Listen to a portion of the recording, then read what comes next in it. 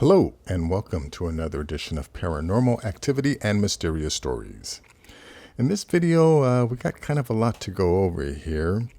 The first story is going to be about this radio signal that, like the title says, repeats every 157 days, just returned right on schedule. Now, this signal, they claim that it emanates from a galaxy 3 billion light years away. Now, I don't know too much about all of this stuff, but I'm pretty sure that if we can pick up a signal 3 billion light years away, it required a whole lot of energy in order to send that signal. So that's pretty significant. Also, I found this this article on the BBC.com website about the Yorkshire alien abduction. Britain's most plausible alien abduction happened off the East Yorkshire coast, according to some ufologists. We'll talk about that. And also, this just happened today, in fact. A couple airline pilots who were coming in for a landing at LAX reported seeing a guy in a jetpack flying alongside them. Now, at first I thought, yeah, that's kind of dangerous, but what's the big deal? I've seen those, those guys in the jetpacks, but apparently it was at like 3,000 feet that they saw this guy. And, I saw an interview with someone at the LAX that one of the reporters did, and I think the guy said that that's pretty much, any of these jetpacks that these guys do have, like 3,000 is pretty much the limit that they can go. So that's pretty significant. Okay, I found this this website here that talks about the International Unidentified Flying Object Congress told that the world was invaded in 1973. So there's there's really not a whole lot on this site. You'd have to really start digging in to it to take a look at it, but of course I'll leave the link in the description. Also here, this is from Reddit, just a video of that some guy caught a UFO with night vision, and then the last, it's another Reddit submission. Some guy just caught a whole bunch of UFOs flying around, or they're UFOs. They're just lights. Who knows what they are? So let's get to this first article here. This deep space radio signal that repeats every 157 days just returned right on schedule. The signal emanates from a galaxy 3 billion light years away for 90 days before going silent for 67 days. Now, I'm not going to read the entire article. I'll just, read the first few paragraphs, and then I'll leave the link in the description. So if anyone else wants to check it out, they can. But in June 2020, astronomers announced that they had identified a deep space radio signal that seemed to repeat itself on a clear 157 to 161 day cycle. Researchers predicted at the time that the signal would reappear again before the end of August, and it just did. According to Sputnik News, the radio signal is known as a fast radio burst, or FRB, which is a phenomenon that has baffled scientists since it was first discovered in 2007. FRBs emanate from galaxies millions to billions of light years away with no discernible cause, and according to the University of Manchester, they usually appear only once before vanishing for good. I wonder if this phenomenon has been going on for a lot longer. It's just that we finally developed the technology to detect these in 2007. But this particular FRB, known as FRB 121102, has reappeared like clockwork. FRB 121102 was first identified by the Arecibo Observatory Telescope in 2012, and though it returned a few times over the next 4 years, it wasn't until 2016 that a research team led by astronomer Katsuba Rajway at the University of Manchester realized it was reappearing on a cycle about 157 to 160 days long. FRB 121102 was found to be active for around 90 days when it would discharge a millisecond-long radio flare before returning to its slumber for about 67 days. Rajway's team has since observed and recorded the activities of FRB 121102 from the Georgial Bank Observatory in Cheshire, and then combined and compared this data with information taken from the observation of other teams, like one led by Marilyn Cruces of the Max Planck Institute for Radio Astronomy.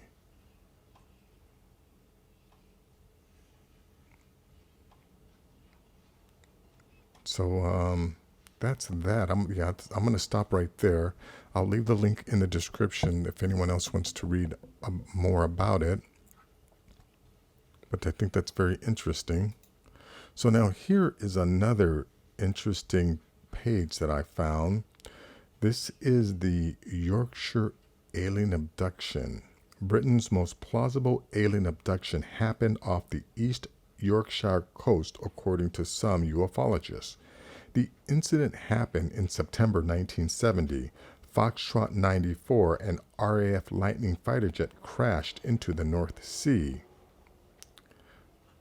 Ufologists claim its pilot, Captain William Schaefer, was abducted by an alien spacecraft after he'd scrambled to intercept it off Flamborough Head.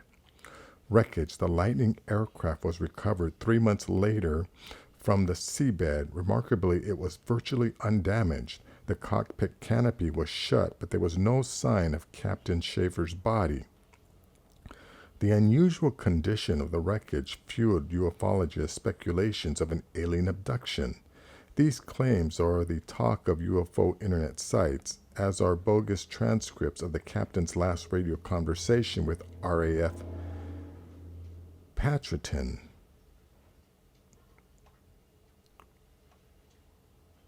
Now there's some, let's see, let me just jump ahead here. Breakthrough: secret documents and classified photographs of the RAF fighter have been exclusively obtained from the Ministry of Defense by the BBC's Inside Out team.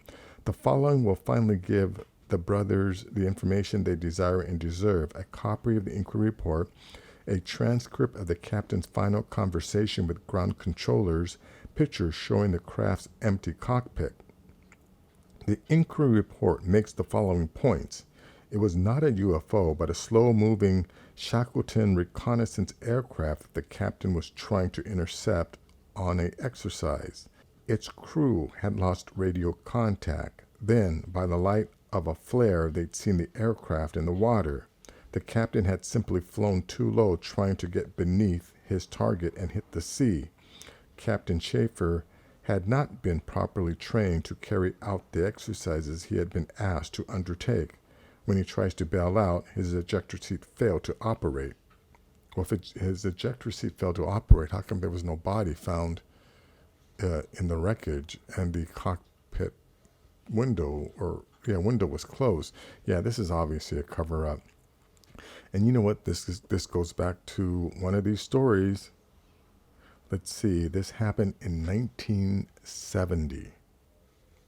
Now, you know, with the internet, we have so many documents. We can do the research so much easier now, and we're finding out that, you know, these type of encounters happened all the time. It happened with our military. It happened with the British military. It happened with the Russian military. It's happened with the Mexican military, Chile, Brazil. So, you know, like I've said in my other videos, I think the reason why we keep having these encounters is not because there are alien crafts that are visiting our planet, you know, for thousands of years, but it's because we share this planet with the occupants of these alien crafts. I mean, I think that that's more plausible than, you know, these beings traveling millions of light years away, or traveling from other dimensions, or, humans from the future coming back in time. It's, or, some of these other ridiculous notions. But I think the reason why we have so many sightings is because these people are our neighbors. And that's that. So, let's see. Yeah. So now this article goes on to have the last conversation, the transcript of the last conversation. And let me just go back real quick. Yeah, you know what? These people are, first of all, they're saying that he mistook this this thing for some kind of reconnaissance aircraft.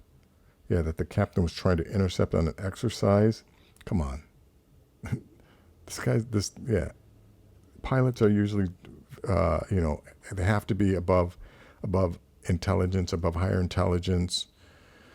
And he's going to know the difference between a reconnaissance craft and, something strange. So let me see if I can just go through some of this the transcript here.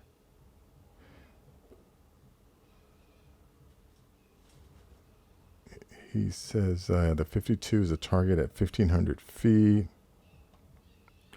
Well, let me just go to the end and see how it ends. So Captain Schaefer is saying he's watching them. Roger, controller 45, changing controllers. Roger, Captain Schaefer says 45. The target looks like he's heading about 180. Roger, 45. Estimated range from the coast now 5 miles. If he comes within 3 miles, he is to be escorted to Benbrook. Roger. Captain Schaefer's wingman, 52 ready, 185,000 feet for recovery. Flight controller says 52 northern radar. Have you contact? Would you squawk, ident, and call them on stud 4? If no, joy back to me. Flight controller 45. Patrington, amendment to previous instructions. If target aircraft approaches within 3 miles of the UK coast line, he is to be directed to land at Weddington. I say again, directed to land at Weddington.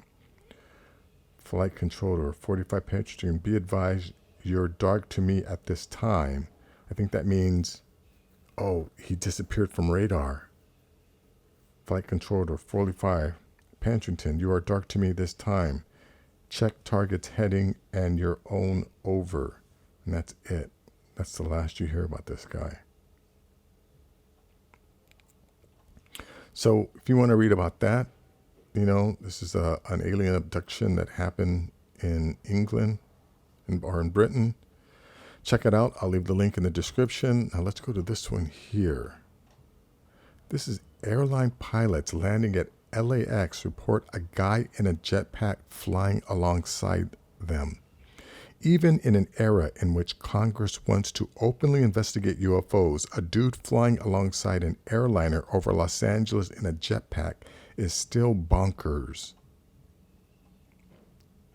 As if 2020 couldn't get any weirder, airline pilots landing at Los Angeles International Airport on Sunday, August 30th, reported seeing a guy in a jetpack flying about 300 yards off their wing while on final approach to the bustling airport. What makes the report even stranger is that, like a scene out of The Rocketeer, the airliners were descending through 3,000 feet when jetpack guys showed up next to them at 3,000 feet. Fox 11 broke the story and has the air traffic control audio clip, which you can listen to here. Let's just check that out.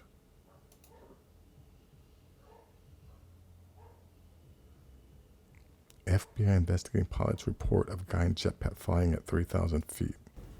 Well, Alex, Christine, the FAA confirms to me that 2 separate flight crews report what, quote, appeared to be a man in a jetpack As they prepared to land at LAX, the pilot sounded quite certain, as you can hear for yourself. That's our American 1997. We just passed a guy in a jetpack. American 1997, okay, thank you. Were they up to your left side or right side?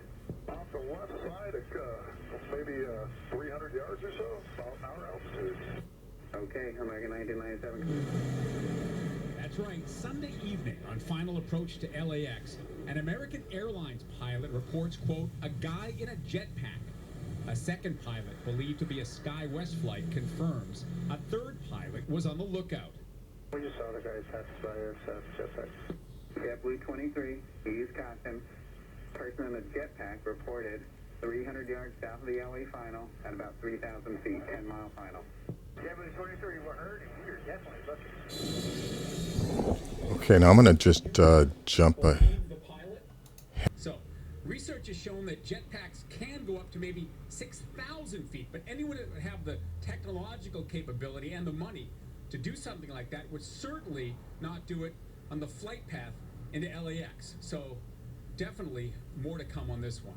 Live near LAX, I'm Phil Schumann, Fox 11 News. Oh, who knew? All right, we're going to bring in a Rick Dicker. You know... Okay, well, yeah, okay, apparently it's 6,000 feet. I think before I said it was 3,000 feet was the max. But still, wow, 6,000 feet, that's pretty crazy. That's pretty crazy. But anyways, I'll leave the link to this story in the description if you want to check more of it out. Now, this next one here, you know, on this page, there's not a lot. You're going to actually have to watch this video here, but I'm sure it's 2 minutes and 21 seconds. But basically, it's just this guy coming in, introducing himself. And I think right here, yeah, introduction, and now for something from outer space, the first International Congress on Unidentified Flying Objects. So, you know, this whole thing about disclosure happening now, this disclosure has been going on for a long time. Like, again, you know, this happened in 1973.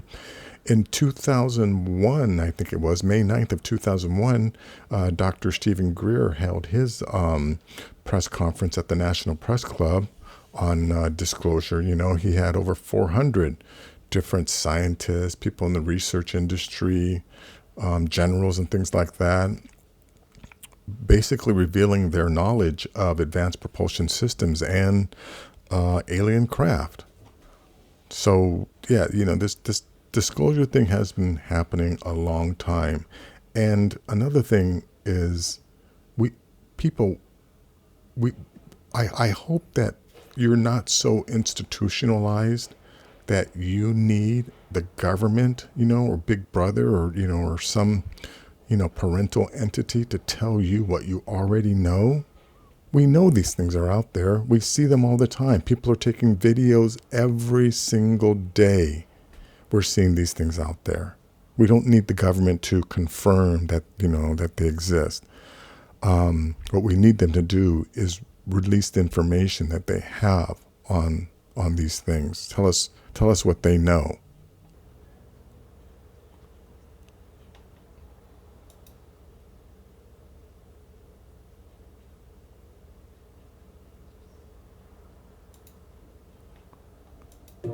Okay, let's check this one out here. You know, there's a lot of places that these guys that use their night vision cameras to film this, they go to the same locations all the time and they film these every night. I had a buddy of mine, he had a girlfriend from Puerto Rico. She told me that, you know, whenever her and her friends got bored, there was a hill that they knew they could all drive up to and watch the UFOs. And it was just like, you know, general knowledge. It was no big deal to them.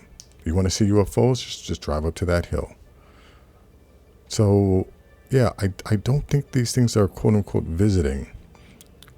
You know, I'm having some technical difficulties with this video here. But anyways, I'll just leave the link because it's essentially the same thing, you know, these crafts flying around. But I'll leave the link in the description if you want to check this out. You know, just go to the link. And now for the last one here, let me go to large screen again. This is like a bunch. What's going on here? It's 9 o'clock at night. Bunch of lights. July 29th. Take a look, guys. There is some wild looking crap in the skies. Holy piss. Hold on. I'm gonna put my hat on backwards. I don't know what's going on. I hope these are in focus. Look at this. What the hell is going on here? Oh, please be picking this up. This Yeah. is nuts. Do those look like they're under intelligent control? God, I wish my neighbor was here right now. He comes out and watches for UFOs, but I would say yes. crap. Now again, people go through, like, what, if you're into UFOs, I don't have to tell you. I'm sure you, like me, have been watching these videos for a long time, right? These things aren't, well, no, I'm not saying all of them. I'm sure some, yes, a few would have to be, because there's so much life out there. The number of planets out there, and the time that has passed for any civilization to advance. There could be civilizations that are a billion years ahead of us. Who knows what they have? And have they visited here? Yes. But I also believe that the reason why people keep videotaping these crafts on a daily basis is because they are our neighbors. We share the planet with highly advanced civilizations that operate these vehicles that we see in our skies in low Earth orbit all the time. And that's going to be it for this video. I will have links to all of these videos in the descriptions. If you like things like this, please give this video a thumbs up. Please share it. And if you're new to the channel, please subscribe. I'll have more things like this. Take care.